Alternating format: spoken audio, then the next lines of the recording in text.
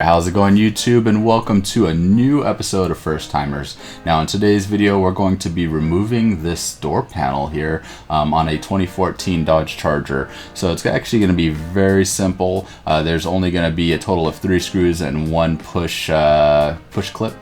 So you do have a screw that's hidden right behind that. Here's the push clip, as well as a screw on the back of the door, and you're going to have one right where the door pull is. But anyway, let's jump into it so you guys can kind of see how everything comes apart. So here's the first part. We're going to be pushing in the little push pin here, and we're going to try to use the proper tool to remove the clips, just because you don't want to break anything. So just take your time. So again, that push clip just pushes in and then you remove.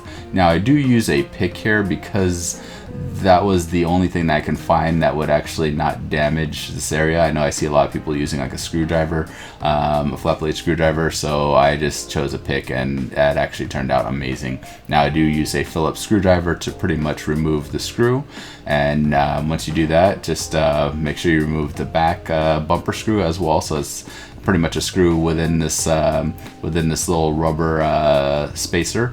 So just make sure you just loosen it, and make sure you don't lose any of these screws and keep them all separated so you're not mixing and matching in the wrong spot.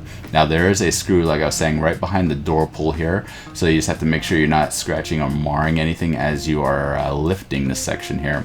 Now keep in mind that it was a little more difficult for me to remove this, just because again Dodge was pretty good about not adding any reliefs to actually lift up these pieces, so it took a little more time. But again, keep in mind at this stage in the video it probably has only been about 4 minutes so pretty much this was kind of the easy part.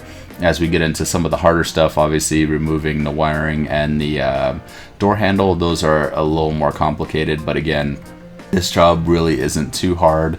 I would say on a scale of 1 to 10, this is probably a 2 at most. If you're really not mechanical, I'd say maybe a 3, but other than that, it's not that hard to remove this door panel. Now I'm using a wedge, kind of like a wedge trim removal tool. The main reason I'm putting a wedge in there is so I can get my fingers right underneath the door panel. That is my biggest thing, is being able to get my fingers under there so I can actually pry on the door and move the door. So you just have to be able to start on one corner and then start pulling over to the side. So again, wedge, you might need a second one, just so you can get your hands a little further inward, but other than that, you should be able to actually remove it here. So as you see, I'm going to pull it, and you just have to give it a nice pull straight back towards you. You don't want to bend it at an angle or anything. You just want to make sure you bend it straight back towards you, and make sure that you can kind of figure out where the actual clips are in that are being held in. So you just want to take your time and pull at each section. So again, we're going to go over to the other side of the door, put the wedge back in, and we're going to lift and pull straight back. So again, this is or not lift, but just pull straight back. So you're just trying to pull straight back. That is all you have to do. Now when you're removing the door panel, you're going to be pretty much lifting and trying to get it over the lip here. Now it probably would have been a little easier with the window down, but other than that, once you get past this point, you're almost home free. But again, you do have to roll down your window to pretty much get to all the wiring and everything that's inside the door. It makes it a little easier here. Now, as far as the clip here, you can see that Hiro pulled it from the actual frame of the door, and then he's showing that there's kind of like a little push button that's right there. So all you have to do is kind of push down on it and separate, and that's it.